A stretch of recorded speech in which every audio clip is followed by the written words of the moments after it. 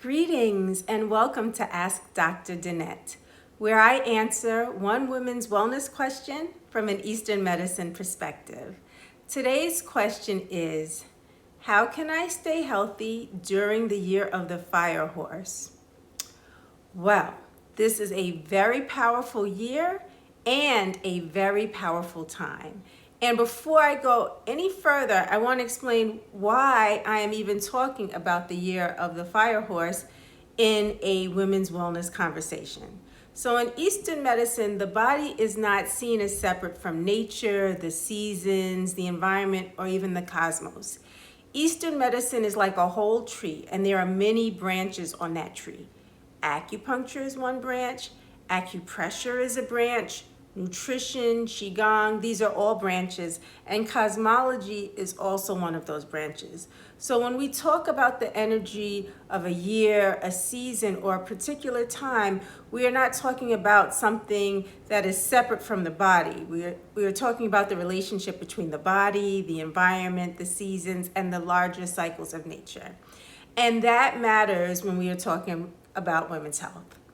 If you are following some of the things I shared last year, especially in my newsletter, you may remember that I talked a lot about clearing inflammation, cooling the body, and preparing for this time. That is because energetically, this is the most fire, what we call yang year we have had in 60 years. So yang refers to qualities such as heat, activity, movement, brightness, expansion, and outward expression. The last time we experienced a fire horse year was 1966. This fire horse year began with the Chinese Lunar New Year on February 17th, 2026. So you may be wondering, why am I talking about this now? Well, the fire horse year is with us all year long. However, at the time I'm recording this video, we are coming into June, which is an especially important time to pay attention. June can already be a full and active month. There are graduations, weddings, end of school events, family gatherings, travel, transitions. There are meaningful parts of life, but they can still require a lot from the body, the mind, and the nervous system. And every year, June also brings us towards the summer solstice, which is the most yang time of the year, the time of greatest light, heat, activity, and outward movement as we're going into summer. So the reason I'm highlighting June is not because June is unusual by itself. June is already naturally active, yang time of year. But this year, the seasonal intensity that's happening within the larger energy of the fire horse year. So not only are we in a horse year, which already carries strong yang energy, heat, movement, and intensity, but we are also entering the most yang season of the year. In other words, June may be one of the most intense periods of the fire horse year. One way to understand this is through the Chinese zodiac, which consists of 12 animals. To give you a visual, imagine an analog clock with 12 numbers around it. Each of the 12 zodiac animals represent one of those positions in the cycle while still expressing its own animal nature and qualities. As the cycle moves from one animal to the next, it's like moving around the face of the clock. The horse occupies the position with peak yang energy. So if you imagine the hands pointing straight up towards noon, that represents maximum activity, brightness, movement, and outward expression. In that sense, the horse represents one of the most energized or the most energized point in the zodiac cycle. So when we move into June, approaching the summer solstice and the peak yang season of the year, we are experiencing a convergence of influences that can make this period feel especially intense. And there is another layer as well. So the 5 elements are a key foundation in Eastern medicine. The 5 elements help us understand relationships in nature and in the body, how one thing supports, controls, nourishes, or affects another. There are different elements: wood, fire, earth, water, metal. June is associated with wood, and in the 5 element system, wood feeds fire. So during a fire horse year, June can add even more fuel to an already fiery time, making this period feel more intense, more inflammatory, and more emotionally reactive for some. And this is why the question, what can I do to stay healthy during the year of the fire horse, is actually a really important one.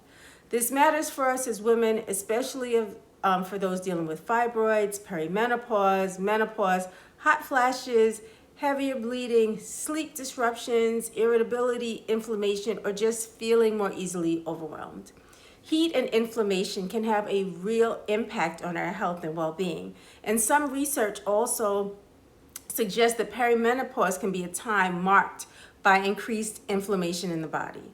So here are 3 things you can do daily through June, and you can continue to keep these in mind throughout the summer to support your health and well-being during this fire horse time.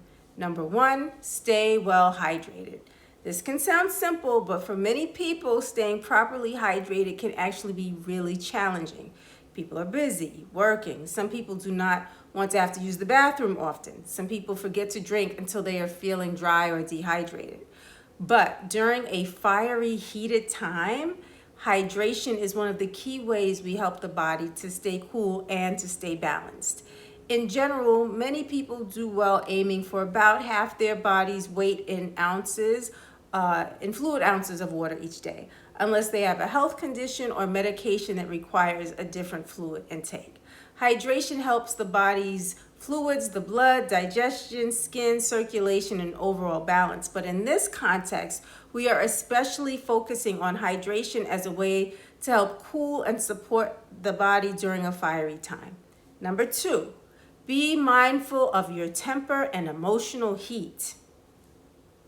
Okay, this may be a time when people are more easily agitated, reactive, impatient, or quick to fly off the handle. You may notice this in yourself, in others, or just in general, in the general atmosphere around you. So work to not take things personally, work to stay grounded, work to not engage in conflict when you do not need to. Be mindful of your own agitation, and when possible, leave it alone.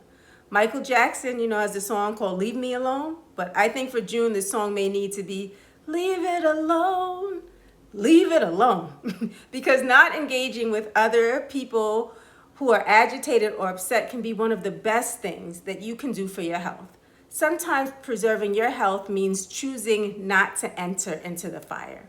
And number 3, do one calming thing every day. This does not have to be a whole thing and complicated. It could be a walk, meditation, breathing, prayer, journaling, stretching, qigong, sitting quietly, or just taking 5 minutes just for yourself. A bath can be especially supportive because water helps to balance fire.